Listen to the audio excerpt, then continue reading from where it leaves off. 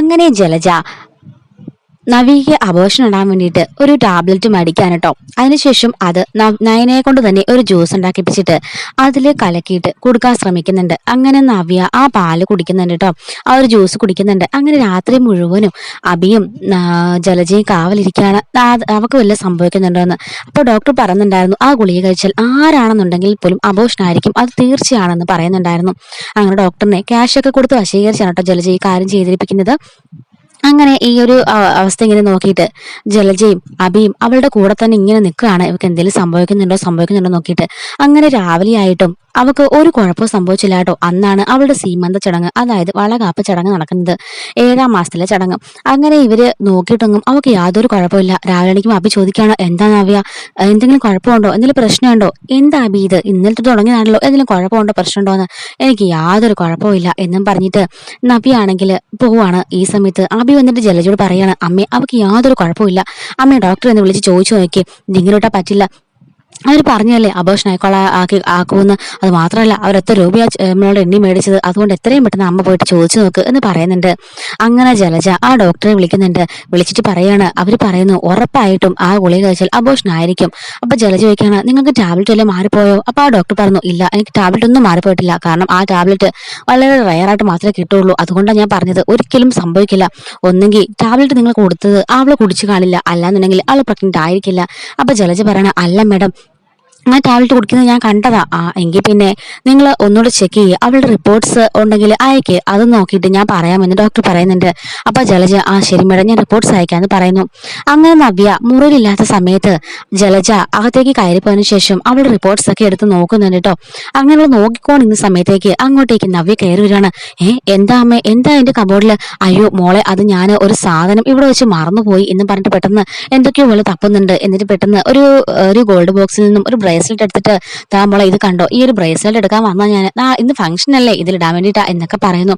മോള് കുളിച്ച് റെഡി ആവുന്നില്ലേന്ന് ചോദിക്കുമ്പോൾ ശരി അമ്മയെന്ന് പറയുന്നിട്ട് അങ്ങനെ ജലജ പെട്ടെന്ന് പുറത്തേക്ക് പോവാണ്.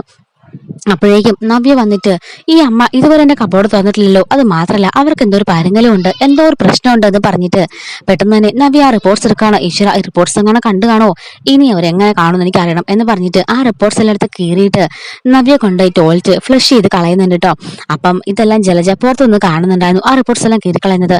അങ്ങനെ ഇവള് ഡൗട്ട് അടിച്ചിട്ട് ഡോക്ടറെ കുറെ പ്രാവശ്യം വിളിക്കുന്നുണ്ട്, എന്നിട്ടൊന്നും ഡോക്ടർ റിയാക്ട് ചെയ്യുന്നില്ല കേട്ടോ. അങ്ങനെ സീമന്ത ചടങ്ങിനുള്ള എല്ലാ പരിപാടികളും നടക്കുകയാണ്.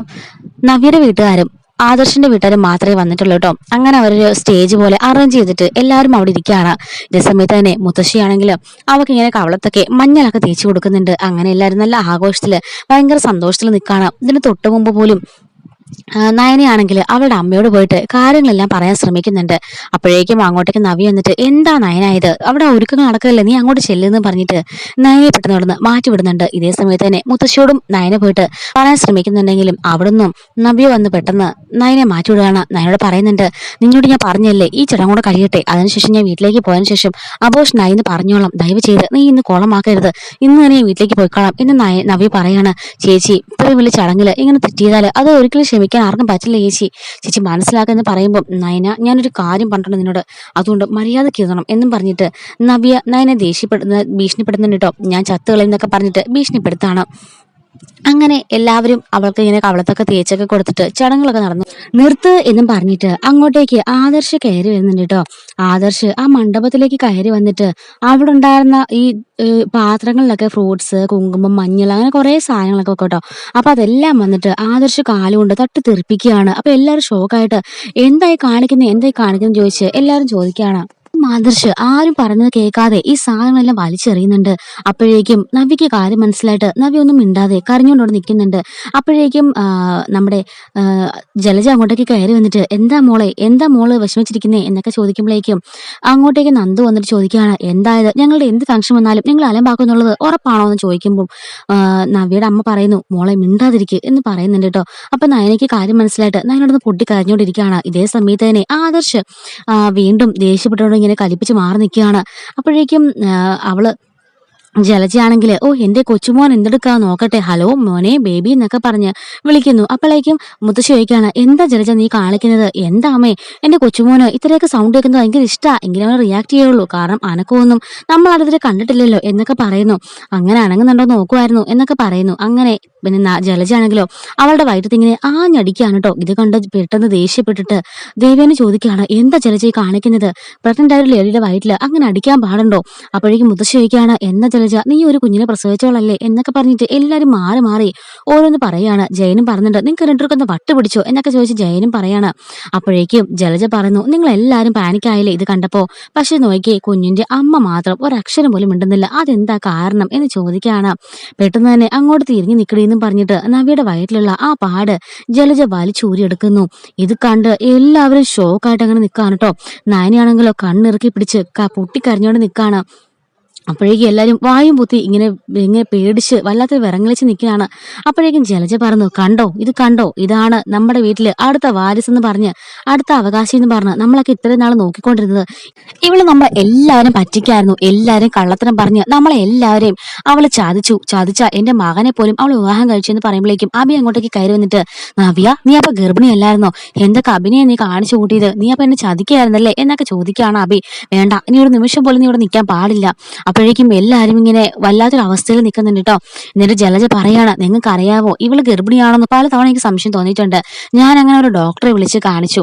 ഡോക്ടറെ വിളിച്ചിട്ട് അവരോട് ചോദിച്ചപ്പം അവർ റിപ്പോർട്ട്സ് അയക്കാൻ പറഞ്ഞു. ഞാൻ അവളുടെ മുറിയിൽ കയറിയിട്ട് റിപ്പോർട്ട്സ് നോക്കിയപ്പം എങ്ങനെ ഇനി കാണാൻ പറ്റില്ലെന്ന് നോക്കിയിട്ട് ഞാൻ അതെല്ലാം ഫോണിൽ ക്യാമറയിൽ ഫോട്ടോ എടുത്തിരുന്നു എന്ന് പറയുമ്പോഴേക്കും നവ്യ ഒന്ന് ഞെട്ടുന്നുണ്ട് കേട്ടോ.